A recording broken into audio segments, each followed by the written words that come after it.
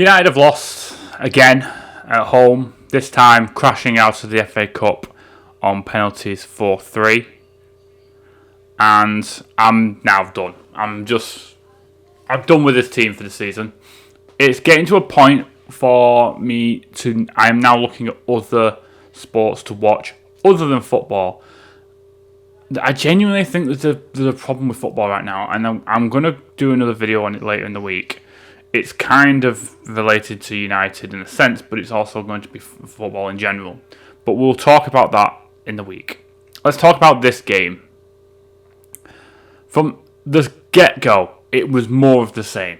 The same slowness, the same slow build-up, the pace of the ball between the players was poor. The passing was atrocious at times. Just so sloppy. Like, if I wouldn't expect a youth team to play that badly. Not even that. I wouldn't expect a five-a-side novices to play that badly. The sort of passing that was happening was ridiculous. It was like, it was awful. It was just, I don't know. It was just so bad, so awful. Like, it was just incredibly bad at how there'd be two small passes played to each other, and then one pass would just go straight to a player for Fulham. What are we not thinking about this? Is there not a sort of a footballing brain? And again, this relates to what I'm going to talk about more in the week. I feel like the perception of football has changed, in which players are kept to a strict regimen of this system and this system and whatever you must do, and you must do your role, and your role must be this, and there's no fluidity, there's no spark, there's something missing in football in a general aspect, and it's so evident at United. It's incredible. Where we'd be without Bruno Fernandes, I'll never know. But he had one moment in the game, realistically. There was a few things he was trying, but nothing really paying off. He had one moment, and it was the goal. Rasmus Højlund, I swear I play better up front than Rasmus Højlund, because he did nothing. Absolutely nothing.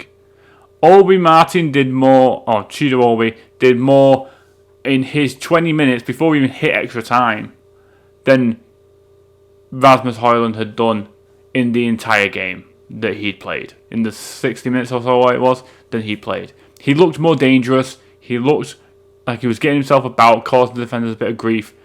He didn't get anything in the end. It was a shame because he had a chance late on. But he had more to him. So does that now put the question in of, does he start? Because personally, I'd say yes, he does. There's so many issues with United. The injury crisis is one, but the lack of depth within this squad is ridiculous for the money that's been spent so far. Or not even, I'd say, since we'll go last 3 years or so, something like that. The money that was been spent over the last 3 years, comparatively to, say, a Liverpool or a City. I know City like to break the rules and then not bother, but like so many teams buy in these great players. My main team I take away from when this sort of thing occurs, when you're looking at good business, and there is one more, but I'll go with Brighton. Brighton always do great business. They sell players for 80, 90, 100 million, but then they bring in players for like 20, 30 million, and they're always good, quality Premier League players. I won't say they were world class in a sense, but they're of the standard that they need to be able to progress and keep going. And like with Aston Villa, they're getting it right. Obviously, we've sent them Rashford on loan. He's getting assists for it. They brought in Asensio. He's scoring goals. Like, they got John Duran. He scored a few goals. They sold him on for stupid money, and they've made a massive profit off him. So, these teams can do this, but Manchester United can't. Is it because we're Manchester United and we're getting stuffed over the odds for the price? Is it just because The recruitment has been so piss poor that every person that we brought in is a failure. From Maguire to Anthony to Sancho to Lukaku to Di Maria. We could go back all the way before, or just as Sir Alex Ferguson retired and David Gill retired. Since then, the recruitment has been diabolical. And this is a problem now. It's getting worse and worse and worse. Now, there have been a good few signings in the last window or two. I thought Dorgu was playing quite well. Obviously, he got the red in the week. It's a black spot for me on otherwise decent start to his United career. Mazraoui started well this season, has dipped a bit, but he's still of a quality. De Ligt, I like De Ligt. I really like De Ligt. I think he's a warrior, and the fact that he's not the middle of the three and Maguire is an absolute disgrace. The only reason Maguire should be in that team is because we don't have enough centre backs, and that's a fact. Like, who else have we brought in? Xerxes is such a hot and cold player. At times, he looks like Berbatov, where his touch is so good and he plays the right passes and everything like that. He has no goal threat about him, though. And sometimes he has the touch of a Weghorst. It's so frustrating sometimes because he's played some good football and then it just gets ruined by one touch, or he can't, whatever it is he can't do in the final third in terms of getting a chance. It's just not there, and it frustrates me so much. And who else have we brought? Who else did we bring in the summer window? Oh, Agate. Agate's class. He's a battler and a warrior. And the only reason I think he got brought off today was because he got the booking, and we don't want to risk him being suspended. Like, it's crazy that how good he's been as well. He's such a warrior. So these signings have been good so far through Ineos, but it's the fault of the past that's caused this to happen. Now we're in the rebuild number 3 now, are we now? And it's just getting ridiculous. Apparently, Amorim has said that the players that are going to be shipped out know they're going to be shipped out, and the players that know they're staying know they're staying. We're in March. We've just barely hit March. And you're telling these players now? Like, some of these players are going to be needed, especially for the fact that we have so many injuries till the end of the season. You're going to be relying on them. Unless you start playing the youth, which he has to start doing. It's no good having 7 players on a bench, 2 of which are goalkeepers. He needs to have these players on the bench and just take a risk. There's nothing to play for anymore.